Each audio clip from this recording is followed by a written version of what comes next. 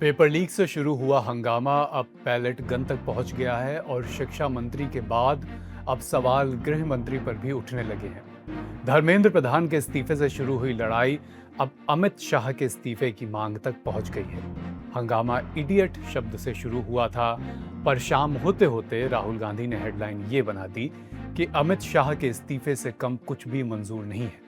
आज इस पूरे विवाद पर बात करेंगे। बात कॉकरोच जनता पार्टी की भी होगी कि क्या सीजेपी सरकार के बहाने अब सुप्रीम कोर्ट को चैलेंज करने जा रही है।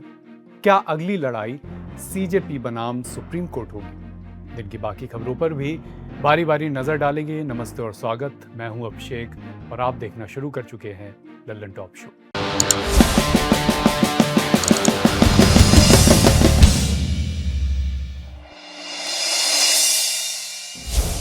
पेपर लीक का दीमक खत्म करने के लिए पक्ष विपक्ष सब एकजुट है। कड़ा कानून बनाने के लिए लाया गया बिल आज लोकसभा में अच्छे नंबर्स से पास हो गया, कल राज्यसभा में पेश होगा, चर्चा होगी। सब कुछ ठीक रहा तो वहां भी पास हो जाएगा, लेकिन कल की चिंता छोड़ते हैं, पहले बात आज की करते हैं। लोकसभा में आज सबसे बड़ा हाई पॉइंट नेता विपक्ष राहुल गांधी का बयान रहा। राहुल के निशाने पर गृह मंत्री अमित शाह थे। बिना लाग लपेट के सीधे कहा कि छात्रों के खिलाफ पुलिसिया कार्रवाई के आदेश अमित शाह ने दिए थे। राहुल का इतना कहना था कि सदन में हंगामा मच गया। जो सत्ता पक्ष बीते 8 दिन से विपक्ष से शांतिपूर्वक चर्चा कराने की मांग कर रहा था, राहुल के बोलते ही स्थिति पलट गई। सत्ता पक्ष ने राहुल के बयान पर कड़ा विरोध जताया। संसदीय कार्य मंत्री किरेन रिजिजू राहुल गांधी से इतने बड़े आरोप पर सबूत मांगने लगे। सदन से माफी मांगने के लिए भी उन्होंने राहुल से कहा। किरेन रिजिजू राहुल को उनकी जिम्मेदारी याद दिलाने लगे, कहने लगे कि आप विपक्ष के नेता हैं, गंभीरता से बयान दें। पद और विशेषाधिकार का उल्लंघन जैसी बातें होने लगी। उधर दूसरी तरफ विपक्ष के सांसद राहुल जी को बोलने दो जैसे नारे लगाने लगे। हंगामा इतना ज्यादा हुआ कि राहुल अपना भाषण पूरा नहीं कर पाए। सदन की कार्यवाही ठप हो गई। The Home Minister authorized the shooting of our students, sir. He put pellets into the blood of our students. He ordered the students of India to be shot. क्या आप कल्पना कर सकते हैं? आप बिना सोच समझ करके जो इस्तेमाल कर रहे हैं और किसने फायरिंग का ऑर्डर दिया? What is going on? कैसे बोल सकते हैं आप? आधे घंटे बाद दोबारा सदन बैठा, लेकिन 1 मिनट से भी कम समय में कार्यवाही फिर से स्थगित करनी पड़ी। 3 बजे सदन फिर बैठा, कानून भी पास हो गया, लेकिन नेता प्रतिपक्ष का भाषण पूरा नहीं हो सका। इसके बाद राहुल ने शाम 6 बजे प्रेस कॉन्फ्रेंस की और सीधा गृह मंत्री अमित शाह का इस्तीफा मांगा। बोले इस्तीफे से कम कुछ भी मंजूर नहीं। Possibility number one is he gave the order to shoot people with pellet guns, to beat people with lathis with nails, to use electric batons on people, or he didn't know it was happening. If he didn't know it was happening, he's incompetent. And if he ordered it, he's culpable. Amit Shah must go. There's no ambiguity here. There's no confusion. ये लड़ाई कितनी दूर तक ले जाएंगे फिर आप? जब तक जानी पड़ेगी। राहुल की प्रेस कॉन्फ्रेंस के बाद बीजेपी ने मोर्चा खोला। कमान संभाली बीजेपी के प्रवक्ता संबित पात्रा ने। बोले कि राहुल गांधी के पास कोई तथ्य नहीं है, झूठ बोल रहे हैं, देश को गुमराह कर रहे हैं। दोबारा जाके मैंने सुना राहुल गांधी जी ने आज सदन में क्या कहा था। उन्होंने कहा सदन में कि स्टूडेंट्स वर शॉट एट, उनके ऊपर शूटिंग हुई, गोली चलाई गई और इसका ऑर्डर गृह मंत्री जी ने दिया। भारतीय जनता पार्टी के तमाम नेताओं ने, इंक्लूडिंग आज माननीय जितेंद्र सिंह जी ने, जो कि रिप्लाई दे रहे थे सदन के पटल पर, पीयूष गोयल जी ने, किरेन रिजिजू जी ने, और थोड़ी देर पहले से आधिकारिक रूप से भारतीय जनता पार्टी ने प्रेस कॉन्फ्रेंस करके यह स्पष्ट कर दिया कि गोली नहीं चली है, कोई फायरिंग नहीं हुई है। यह बिल्कुल स्पष्ट कर दिया गया है। कोई कारतूस हो तो आप दिखाइए, कोई बैलिस्टिक जांच रिपोर्ट आपके पास है तो आप दिखाइए। तो गोल पोस्ट चेंज कर दिया गया। लेकिन सत्ता पक्ष को केवल राहुल की गोली वाली बोली ही नहीं चुभी। राहुल ने एक छात्रा से बातचीत का जिक्र किया, जिससे उन्होंने पूछा था कि विद्यार्थी का मतलब क्या है। उस बातचीत से जो निकला, राहुल ने लोगों की 3 कैटेगरी सदन में बताई। ऐसा करते हुए राहुल ने किसी व्यक्ति, किसी पार्टी, किसी प्रॉपर नाउन का जिक्र नहीं किया। लेकिन ये बात सत्ता पक्ष के सांसदों को नागवार गुजरी। उन्होंने राहुल के बयान पर कड़ा विरोध जताया। किरेन रिजिजू ने राहुल पर अनुचित शब्द सदन में इस्तेमाल करने का आरोप लगाया। बवाल इतना बढ़ा कि राहुल के इस बयान को संसद की कार्यवाही से हटाना पड़ा। ये सब हुआ आज संसद में, लेकिन एक लड़ाई संसद के बाहर भी चल रही है जो सड़क से शुरू हुई थी और अब सुप्रीम कोर्ट तक पहुंच गई है। 20 जून को अभिजीत दिपके ने जंतर मंतर पर धरना शुरू किया। 28 जून से सोनम वांगचुक भूख हड़ताल पर बैठ गए। 20 जुलाई को संसद मार्च हुआ, भारी हिंसा हुई। 25 जुलाई को धर्मेंद्र प्रधान ने इस्तीफा दे दिया। 25 जुलाई को ही इस्तीफे के थोड़ी देर बाद सरकार और सीजेपी के साथ प्रेस कॉन्फ्रेंस हुई। सरकार ने कहा कि सीजेपी की सभी मांगें मान ली गई हैं। धर्मेंद्र प्रधान ने इस्तीफा दे दिया है। नीट पेपर लीक की वजह से अपनी जान देने वाले छात्रों को उचित मुआवजा दिया जाएगा और जिन प्रदर्शनकारियों के खिलाफ केस हुआ है वो वापस लिया जाएगा। भविष्य में भी इन प्रदर्शनकारियों के खिलाफ कोई कार्रवाई नहीं की जाएगी, ऐसा सरकार ने कहा था। अब तक इस पूरे सिनेरियो में 2 पार्टियां दिख रही थीं जिनके बीच विवाद था, सरकार और सीजेपी। अब आइए 28 जुलाई 2026 को सुप्रीम कोर्ट में 20 जुलाई को दिल्ली में हुई हिंसा पर सुनवाई हुई। कोर्ट ने कहा कि जो नाबालिग हैं और जिनके खिलाफ पहले के केस नहीं है, जिनका क्रिमिनल रिकॉर्ड नहीं है, उनको छोड़ दिया जाए। सुप्रीम कोर्ट के इस एक निर्देश से पूरी कहानी पलट सी गई। सरकार और आंदोलनकारियों के बीच जो एग्रीमेंट हुआ था उसमें तीसरी शर्त पर एक सितारा लग गया। ये अंडरस्टूड हो गया कि टर्म्स एंड कंडीशन में अप्लाई। पर सीजेपी कह रही है कि जब बात हुई थी तब ना तो कोई टर्म्स थे ना कंडीशन, इसलिए हमको सुप्रीम कोर्ट की बात मंजूर नहीं है। जो पहले हुआ था सभी प्रदर्शनकारियों को बिना किसी शर्त पर छोड़ा जाए, हम अभी उसी पर टिके हैं। और यहाँ से न चाहते हुए भी सरकार और सीजेपी की लड़ाई में सुप्रीम कोर्ट भी एक पक्ष बनता जा रहा है। लेकिन इस त्रिकोणीय रस्साकशी में कुछ सवाल हैं जिनके जवाब नहीं मिल रहे। सबसे पहले सुप्रीम कोर्ट चलते हैं। कल सीजेआई सूर्यकांत की अगुवाई वाली बेंच ने क्या कहा? 28 जुलाई को सुप्रीम कोर्ट अंतरिम आदेश दिया। उन्होंने 2 बातों पर गौर करिएगा। सुप्रीम कोर्ट ने कहा कि 18 साल से कम उम्र के ऐसे बच्चों को रिहा किया जाए जिनका कोई क्रिमिनल रिकॉर्ड नहीं है और जिन्हें प्रदर्शन में शामिल होने के बाद गिरफ्तार किया गया या हिरासत में लिया गया। लाइव लॉ की रिपोर्ट के मुताबिक सीजेआई की बेंच ने साफ किया कि राज्य सरकारें दर्ज हुई एफआईआर की जांच जारी रख सकती हैं, लेकिन जिन छात्रों का कोई क्रिमिनल रिकॉर्ड नहीं है और जिन पर सिर्फ प्रदर्शन में शामिल होने का एक किस्म का आरोप है, उनके खिलाफ फिलहाल कोई सख्त कार्रवाई, कोर्सिव एक्शन नहीं किया जाएगा। शुरुआत में ये छात्रों का एक शांतिपूर्ण प्रदर्शन था, लेकिन बाद में 2 बातें होती हुई दिखाई दी। पहली, जो लोग प्रदर्शन रोकना चाहते हैं उन्होंने घुसकर हिंसा की, यानी प्रदर्शन में ऐसे लोग भी शामिल हुए या हो सकते हैं जिन्हें किसी ने बुलाया ना हो। दूसरी बात, घायल पुलिसकर्मियों की ओर से भी याचिकाएं दायर की गई। ऐसे में सवाल यह है कि मामले की स्वतंत्र जांच क्यों नहीं कराई जानी चाहिए। सुप्रीम कोर्ट की इन 2 टिप्पणियों ने ब्लैक एंड व्हाइट पिक्चर में ग्रे एरिया क्रिएट कर दिया। इस ग्रे एरिया में केंद्र सरकार और राज्य सरकार के पास स्पेस दिखाई देने लगा, जबकि सीजेपी को दिए लिखित आश्वासन ने केंद्र और राज्यों के हाथ लगभग बांध दिए थे। लेकिन यहीं पर कुछ सवाल उठते हैं। सरकार ये कैसे तय करेगी कि जो क्रिमिनल रिकॉर्ड वाले लोग प्रदर्शन में शामिल हुए उन्होंने हिंसा की ही है? मान लीजिए किसी व्यक्ति पर पहले से पॉकेटमारी का एक केस चल रहा है, वो प्रदर्शन में शामिल होता है, लेकिन ये कैसे मान लिया जाए कि उसने प्रदर्शन के दौरान हिंसा भी की थी? सुप्रीम कोर्ट कह रहा है कि अगर क्रिमिनल रिकॉर्ड नहीं है तो उसे छोड़ दो, यानी ये पॉकेटमारी का आरोपी तो छोड़ा नहीं जाएगा। कुछ साल बाद अगर ये साबित हुआ कि सीजेपी के प्रदर्शन में इस शख्स ने हिंसा नहीं की, तो जवाबदेह कौन होगा? इसलिए सवाल यहाँ उठता है कि आपराधिक रिकॉर्ड की ये जो महीन लकीर है, क्या सरकारें उसे पार नहीं करेंगी? इस बात की गारंटी कौन लेगा? क्योंकि हमारे देश में स्टेट एट्रोसिटीज के उदाहरण इतिहास में दर्ज हैं। अब बात सीजेपी की। सुप्रीम कोर्ट की टिप्पणी के बाद सीजेपी से प्रवक्ता सौरव दास आग बबूला होने लगे। बोले, हमें शुरू से आशंका है कि सरकारें सीजेआई सूर्यकांत की अध्यक्षता वाली बेंच के इस आदेश का सहारा लेकर प्रदर्शनकारियों के खिलाफ एफआईआर जो दर्ज हुई है उसे जारी रख सकती है और प्रदर्शनकारियों को परेशान भी किया जा सकता है। शुरू से ही हमारी यही चिंता थी कि कहीं अदालतों का इस्तेमाल प्रत्यक्ष या अप्रत्यक्ष तौर पर राजनीतिक उद्देश्य के लिए न किया जाए। ये सब सौरव दास ने कहा। इसके बाद सौरव ने लिखा कि जब सरकार ने पहले ही हमसे वादा किया था कि सारे केस वापस लिए जाएंगे तो कोर्ट को इस बारे में, और फिर उन्होंने लिखा कि the courts uninformed order is therefore Holi unacceptable, यानी सुप्रीम कोर्ट का ऑर्डर उन्हें नामंजूर है। और आखिर में उन्होंने दोबारा आंदोलन करने की चेतावनी भी दी कि अगर कोर्ट के ऑर्डर का सहारा लेते हुए केंद्र या बीजेपी की सरकारों ने प्रदर्शनकारियों पर लगे केस वापस लेने से मना किया तो देश भर में आंदोलन के अलावा कोई रास्ता नहीं बचेगा, ऐसा सौरव दास ने कहा। अब यहाँ सीजेपी के स्टैंड को आप थोड़ा गौर करिएगा। प्रत्यक्ष तौर पर सरकार को धमकी दी जा रही है, लेकिन परोक्ष तौर पर सुप्रीम कोर्ट के आदेश को भी चैलेंज किया जा रहा है। कुछ सवाल यहाँ सीजेपी से भी हैं। देश का कानून सबको बराबरी का हक देता है। जिन पुलिस वालों के सिर फूटे हैं, क्या वो न्याय पाने के हकदार नहीं है? क्या अभिजीत दीपी के प्रदर्शन के दौरान लगातार ये आरोप लगा रहे थे कि प्रदर्शन में कुछ असामाजिक तत्व घुस रहे हैं ताकि आंदोलन को बदनाम किया जा सके।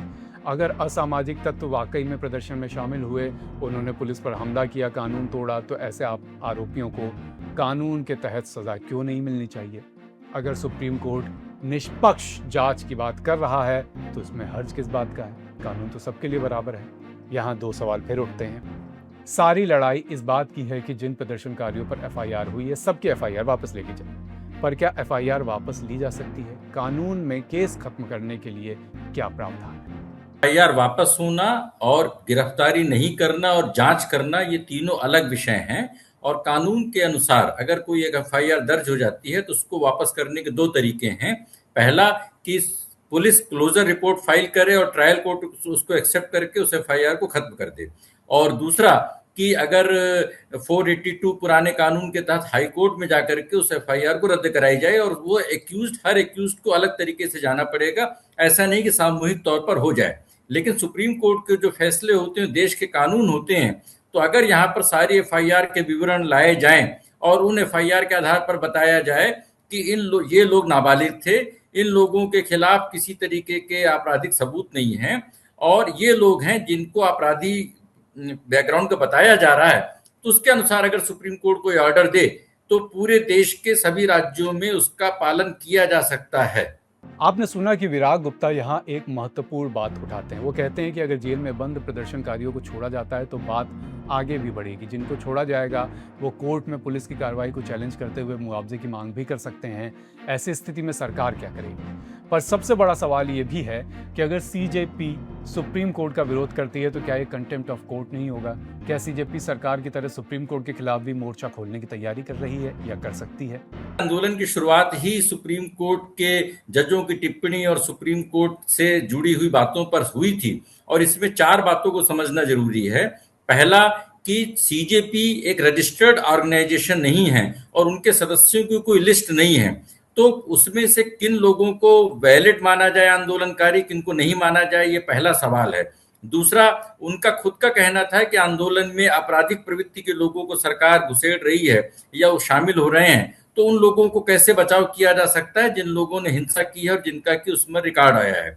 तीसरा कि जिस समय ये आंदोलन चल रहा था, संसद का सत्र चल रहा था और वहां पर बीएनएसएस के सेक्शन 163 और सीआरपीसी के 144 के तहत निषेधाज्ञा थी, तो वहां पर 5 से ज्यादा लोग नहीं हो सकते हैं। तो वहां पर ये कोई बहुत लॉफुल ऑर्गेनाइजेशन, एक गैदरिंग नहीं थी।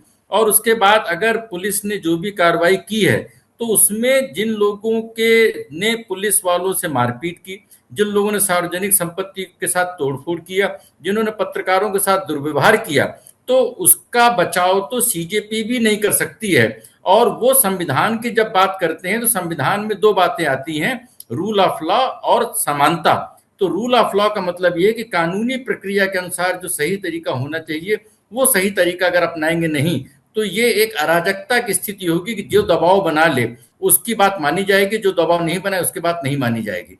और अगर समानता की बात करें तो पुलिस वालों की जिम्मेदारी होती है कि वो राष्ट्रीय सुरक्षा, वो एक सार्वजनिक जो लॉ एंड ऑर्डर है उसे सुरक्षित रखने के लिए काम करें। तो अब अगर वो हिंसा भड़काने वालों के खिलाफ कार्रवाई कर रहे हैं और जो लोग जिनके खिलाफ बेकसूर लोगों के खिलाफ एफआईआर हुई है वो रद्द होनी चाहिए। लेकिन जिन लोगों के खिलाफ प्रमाण है, अगर उनके खिलाफ कार्रवाई नहीं हुई तो भविष्य में पूरे देश में ऐसे आंदोलनों से जुड़े हुए लोग अपने आप की इम्यूनिटी की, जनरल इम्यूनिटी की बात करेंगे और संविधान या कानून में इस तरीके की कोई जनरल इम्यूनिटी होती नहीं है। अब बात सरकार की। परसों तक सरकार आंदोलनकारियों की हर बात मानने को तैयार थी, लेकिन कल सुप्रीम कोर्ट के आदेश के बाद सरकार की तरफ से 2 बयान आए हैं। आज राज्यसभा में केंद्रीय स्वास्थ्य मंत्री जेपी नड्डा ने पुलिस की कार्रवाई का बचाव किया। उन्होंने कहा कि जब भी आंदोलन होते हैं तो पुलिस कार्रवाई करती है। इमरजेंसी के दौरान वो भी जेल गए थे। This is a very normal law and order situation that we have to understand. I have been a student activist. I have been arrested many times from the classroom in emergency days when Congress party was ruling. I have been arrested. Mr. John Vittas It is a normal situation. A student activist has to face, and those who take law and order in their own hand, the police have to act accordingly, and the police has acted accordingly for those cases.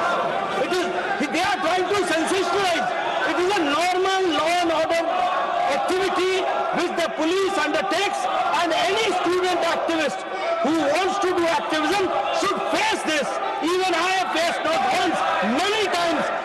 JP Nadda ही सरकार और CJP के बीच समझौते के मुख्य सूत्रधार रहे हैं, चाहे सोनम वांगचुक का अनशन तोड़वाना रहा हो या आंदोलनकारियों के साथ बातचीत। जितेंद्र सिंह के साथ नड्डा ही नजर आए, लेकिन आज उन्होंने पुलिस का बचाव किया। पर यह दूसरा बयान था, पहला बयान कल ही आ गया था। इंडियन एक्सप्रेस ने सरकार के सूत्रों का हवाला देते हुए यह रिपोर्ट किया कि सरकार का आश्वासन सिर्फ उन लोगों के लिए था जिन्होंने शांतिपूर्ण तरीके से प्रदर्शन किया।